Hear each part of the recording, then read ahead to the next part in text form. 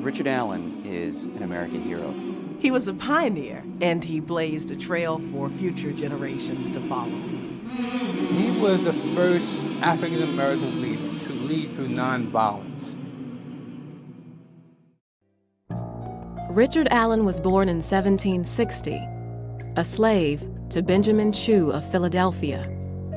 When he was 7 years old, Chew separated Allen from his family and sold him to Stokely Sturgis in Delaware. Your mother has already been sold. You've been separated from beloved family members.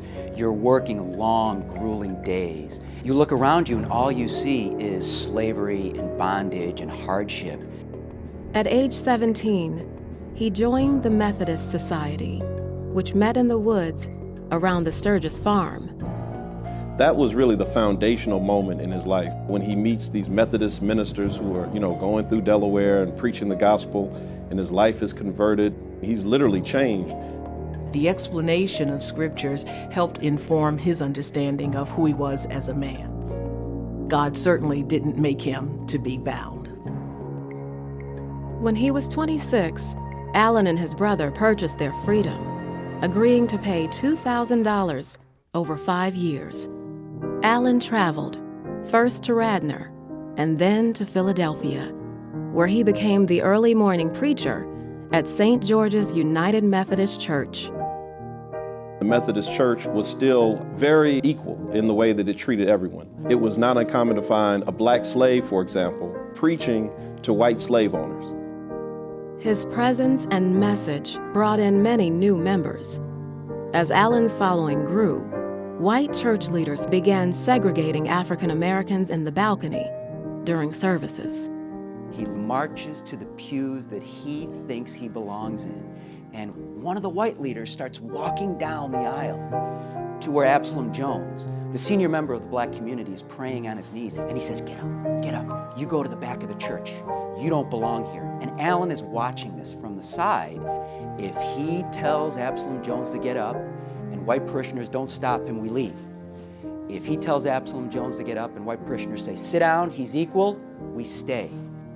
But the white parishioners were silent, and Allen and Jones led the black congregation out of St. George's. Walking out of St. George's Church is the beginning of civil rights movements in American society. That was really the moment that Allen wanted and had been waiting for. Another critical moment occurred in the summer of 1793, when Philadelphia found itself in the grip of a devastating yellow fever epidemic. More than 10% of the city's people died, half the population left, and Allen mobilized black Philadelphians as the foot soldiers in the war against the epidemic. They looked at it as an opportunity to show our responsibility as citizens, our civic duty. Allen had a relationship with Benjamin Rush, the city's leading physician, who assured him that caring for those infected with yellow fever would improve the standing of African Americans in the city.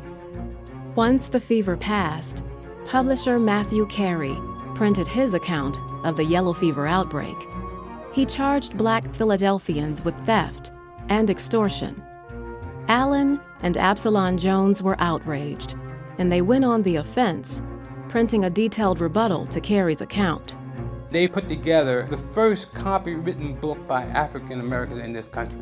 Richard Allen understood that you've got to put things down in writing, and that if it's not written, then it did not happen.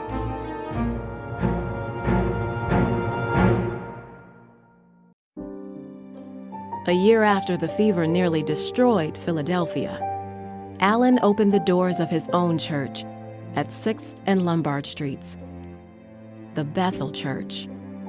The idea of a free, independent African church under its own control was a very powerful symbol that many blacks throughout the country latched onto, which is also what made it a threat. For those who were bound to the institution of slavery, the last thing you wanted was somebody like Richard Allen out there meeting behind closed doors and nobody knew what he was saying. Allen would use his church to further the cause of equality, operating a station on the Underground Railroad and supporting civic associations to help blacks deal with an increasingly hostile and racist America. By the early 19th century, powerful forces were trying to undermine Richard Allen. Slavery is expanding in the South, and slaveholding interests are trying to resettle free blacks like Allen in African colonies. White Methodists continued to claim ownership and control over Allen's congregation until 1816, when the Pennsylvania Supreme Court ruled that Allen's church would remain independent. That same year, Allen united 5 congregations to create the African Methodist Episcopal Church, the first autonomous African American religious denomination in the United States. This is not simply a white man's republic. No one else in the white founding group of Washington, Madison, Adams is talking in those terms. That's why Allen's so important. He comes along and pierces their thoughts and shows them, at least tries to show them, that this is a contradiction, that you can't have an empire of liberty without black freedom. Richard Allen died in 1831. His dream for equality and freedom still burning, but unrealized. A sarcophagus containing his coffin, together with his wife, Sarah Bass Allen, is on display in the museum at the Mother Bethel A.M.E. Church in Philadelphia.